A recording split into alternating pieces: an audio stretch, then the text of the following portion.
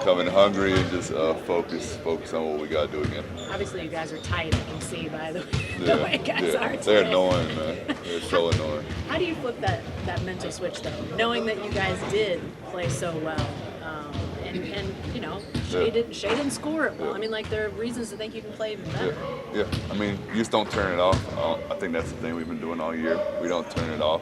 I think we go day by day, and that's what you need in the playoffs. You can't. When you win a game, you're the best thing ever. When you lose a game, you're the worst thing ever. So I think we're just always even kill, no matter win or loss. And yeah.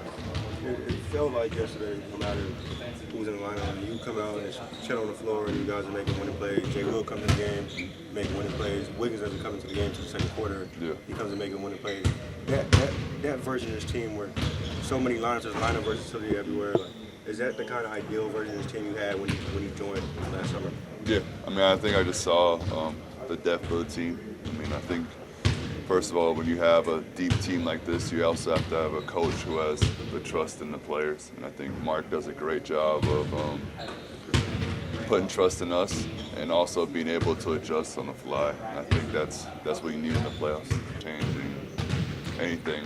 We've done it all year, and now we just try to execute. The Grizzlies were embarrassed yesterday. What do you expect from them tomorrow? Their best shot tomorrow. I mean, I think we expect them to come out better than they were yesterday. But again, that's the playoffs. One game doesn't really matter. You got to come in consistently each game and stay focused. You and Chet seem to have one of your better games kind of complementing each other. How do you take that to the next game? What worked? I mean, I think the last stretch we've been having great games together. So I think just continue to do that. And again, it's just keep building on that. I think we work really good together. And yeah. What have you and Chet learned about operating as a tandem defensively?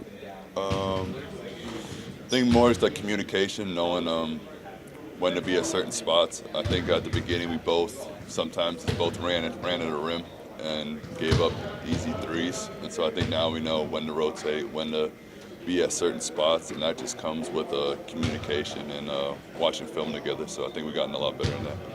What did you think of the energy in the place? It's your first playoff game with this team yesterday. Yeah. What did you think of the energy there? Yeah, it was great. I mean, the fans came out. It was great. I mean, they've been great all year, and now with the playoffs, they stepped it up a little bit. And so it was a great atmosphere, and it was great play.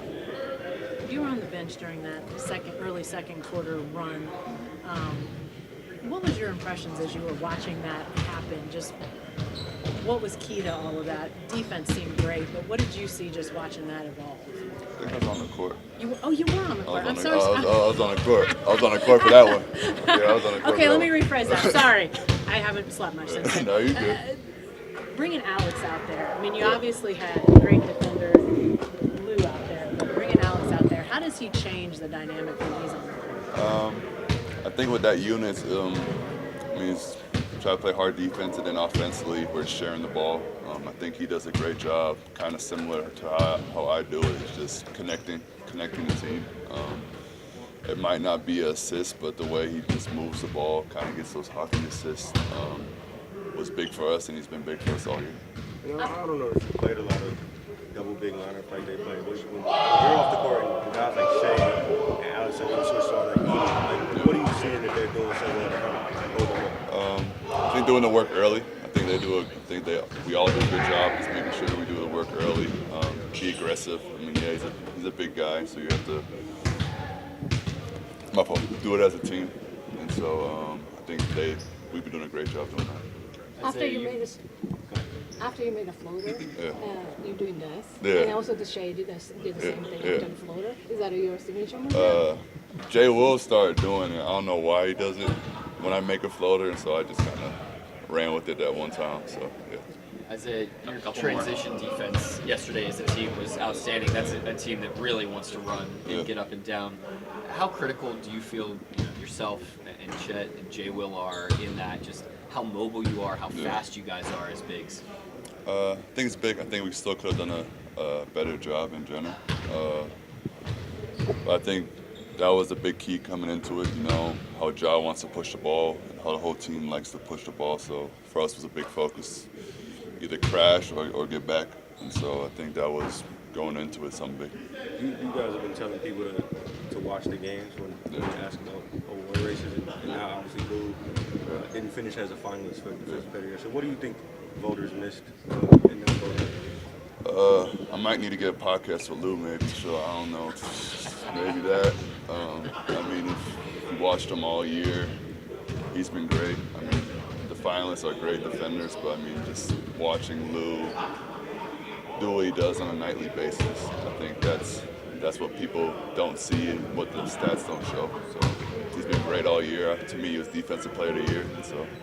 Down on offense. You all forced that to happen in terms of Memphis. You got back in transition, didn't allow anything in transition, but you all were able to get out and run.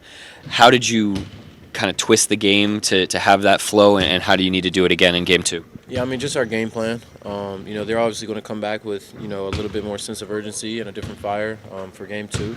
But we'll have a game plan going into tomorrow night's game, and just trying to execute that, make sure that we're executing it to a T. That set us up for game 1. So. I think you got a shot the first time you touched the ball when you got in. Do you like that? I mean, obviously it went in and it went in again and again. Do you like that, to be able to shoot as soon as you touch it, or do you like to get in the flow a little bit more? I mean, it kind of gives you a chance to immediately, find your rhythm or, get a touch. So I don't have anything against it. The minute I step on the court, if I can get a shot, I'm going to take the shot. So I don't have a problem with it. How much does it help the fact the ball was moving, they were finding you open? I mean, it was like you were maybe the third or fourth pass in that sequence like that. Yeah, I mean, just shows the confidence that, my teammates have in me, willing to find the open guy, the way that we play, just playing the right way, trying to get the best shot possible. So was able to get some open looks, and, just credit to the guys that I was on the court with at the time, making the right plays and finding me when I was open. Shea wants to make for most teams, there's not even a big enough sample of teams who have won a playoff game by 50. But for the ones who have, it's probably difficult to lead that high. Like, how do you try to reset after winning by 50 in game 1? I mean, it's just game 1, so obviously a good win, good start to the series for us. But like I said, they're going to come with a different fire for game 2, and I mean, game 1 was game 1, so we're moving on from that, and we've got to kind of just get back grounded and be ready for game 2. So. Shea obviously wants to make more shots in game 2, but is there anything you guys can do better than what you did in game 1? I mean, there will be some execution things. Even I don't think, especially to start the game, we're necessarily at our best. But there are some things that we'll tighten the screws up with, and just kind of try to find good looks for everybody. We're not worried about Shea and what he'll bring to the table. So just try to go out there and tighten up some things. I know just one game, but still, was that a statement yesterday? Nah, just haven't played in a week and a half, and everybody I think was kind of ready and anxious to get on the court and get that game going, kick off the playoffs. There's a different urgency and a feeling to the playoffs. So I think everybody on the court at the time was just ready to go, and we just did a good job going out there executing and playing to our game plan. Jalen said after the game that obviously it is a series, you're going to have to play them again, but kind of setting that tone mentally, like they know what you guys are capable of. It's one thing to sort of mentally for you guys to know what you can do, but is there sort of a double-edged sword, like now they know just what they're up against? Yeah, I mean, there's definitely that side of things. Like I said, for game 2, they'll come and they'll try to punch first, and they'll have that mindset. So for us to kind of come out there with a good win in game 1, set the tone for the series, we got to be able to carry that over into game 2 and make sure that we have that same force and that same mentality in every game. So. And it's unlikely Jaren Jackson Jr. is going to have that kind of offensive game again, but you all were able to put bigs on him at some point, then Caruso and some smalls on him. What's that like internally to be able to flip types of matchups on such a key person that you've got to deal with? I mean, it just shows the talent that we have in our depth on both ends of the court, being able to guard multiple positions, being able to play on any spot on the court offensively. I mean, those guys did a good job in game 1. We got to have that same approach going into game 2, making sure that we're just making those guys work for some of their looks. And like you said, those guys, a couple of them may not have a game like that for a long time. So they'll come back with a different sense of urgency, and we got to make sure we're just on it. Wiggs, after the last game, Dub was talking about the lob you threw him, and he was saying you've never gotten up like that. Did you think you overthrew him at all? And No, the way Aldama played the lob was kind of what shook things up a little bit. But in terms of where I threw it, I knew Dub would be able to get it. I thought it was pretty set in a good spot. Dub knows he knew he was going to get that, so he's athletic. He made a good play. And when we've asked about award races, a few of you guys have told us to watch the game. Now that who's officially not a finalist for defensive player, what do you think voters miss when watching him? Yeah, I think it's insane. I do think that there's just lack of I don't want to say attention to our team, but in terms of the way that we kind of had played statistically defensively in the year that we had, that doesn't happen without elite defensive players. And Lou Dort specifically is the main dude for us defensively. And I mean, he sets the tone night in, night out. He guards, the best wings, and even sometimes the forwards. And for him to not have gotten, even top 3 in Defensive Player of the Year, and I've watched him for years now, not get credit for the work that he does. It's kind of insane to think about, but I mean, that can't be our focus right now. It is what it is, and we got to make sure that we take care of what we have to take care of. So. One of your formulas all season, but you were able to shut down any of their transition offense and really ramp up yours. What were some things that you felt like were able to kind of twist the game into that flow for you yesterday? Yeah, our transition came from the stops and the turnovers.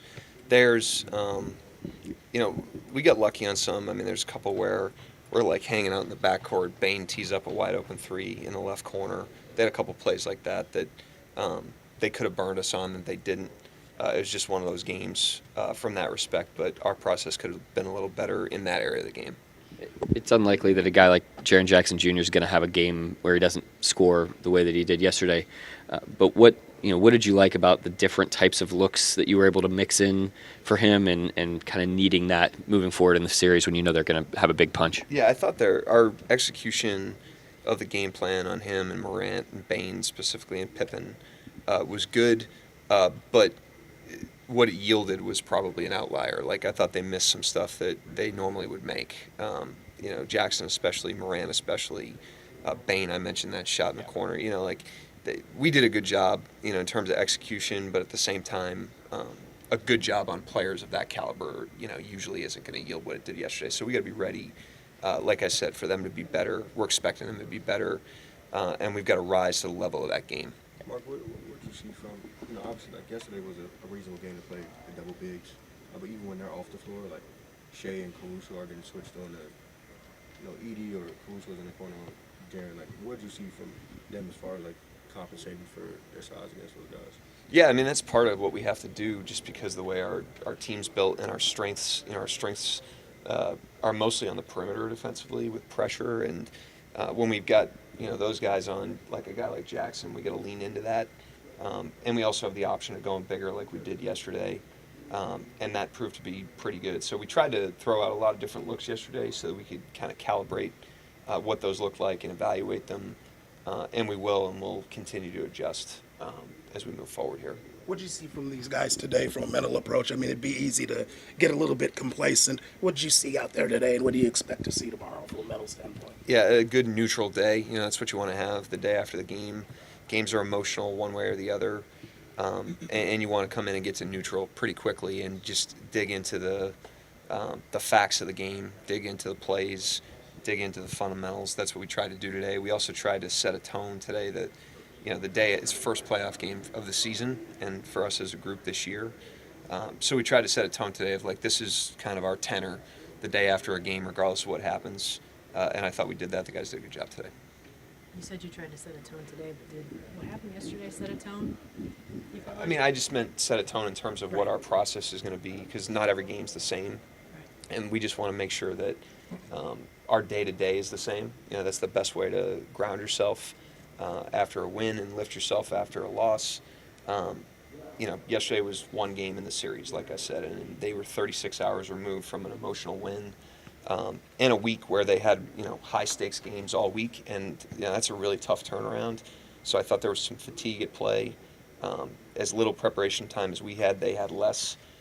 So as they get their feet underneath them, we got to expect that they're going to be better. And with the way the game went yesterday, a team's response to that is usually to be faster, which they will try to be, and to be more effortful, which they will try to be. And so we got to get our head wrapped around that as we head into game 2. How did you talk about the things that could have gone against you that ended up going in your favor?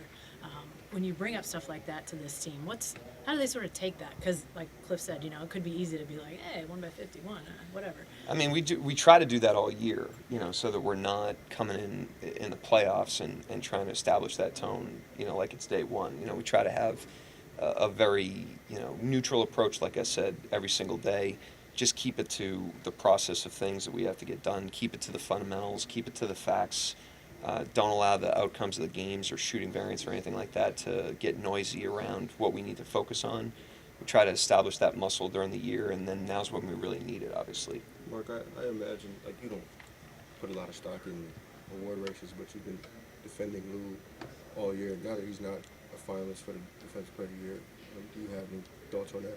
The only thing I'll say about that is the way that his teammates respond to that, both the way that they handled the build-up to it, how hard they were pulling for him, and then the response they had to it, which was disappointment for him, I think speaks volumes not only to his impact as a defender, but more importantly to his gravity and his impact inside the locker room. I just think it shows the amount of respect that he's built over a long period of time. And ultimately, when all is said and done and the awards are handed out and all that stuff, at the end of the day, it comes down to the respect that you have of the people that you're around the most, and he's got the utmost respect of his teammates. Does it almost hurt that you've got so many different type defenders? I mean, he and Caruso and Case and Walls, they do it differently, but they're all really good. And people look at your team defense, it almost hurts him in a way, just some voters maybe. Doesn't hurt our team, but it may hurt him. But we can't control how people vote. That's up to them to decide and justify. But like I said, the takeaway I have from it is when you see how hard how invested his teammates are in him being recognized, I think it speaks volumes to the respect that he has among his teammates, and that lasts longer than an award. And that's what I marvel at with him in this circumstance, is just seeing how the guys respond to him.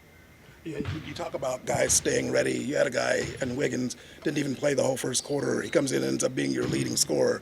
Now, you hear about that, guys staying ready, but is that something that guys just have, or is that something that you have to teach and encourage over the course of the season? Because, different situations, sometimes a guy's playing right away, sometimes a guy's not playing until the second quarter.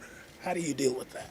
Well, I mean, the first thing is, we talked about that yesterday because of the stage, but we do that quite a bit where somebody will not play the first and then start the second. A lot of teams do that, but we do it with Caruso. We've done it with Isaiah. We've done it with him. So that wasn't like an outlier yesterday, but it's something that we certainly, we're pretty fluid with those things for a reason, and for a number of reasons, but one of the reasons is to develop that muscle with our players, have the players be ready to adapt and adjust and be able to handle a myriad of circumstances.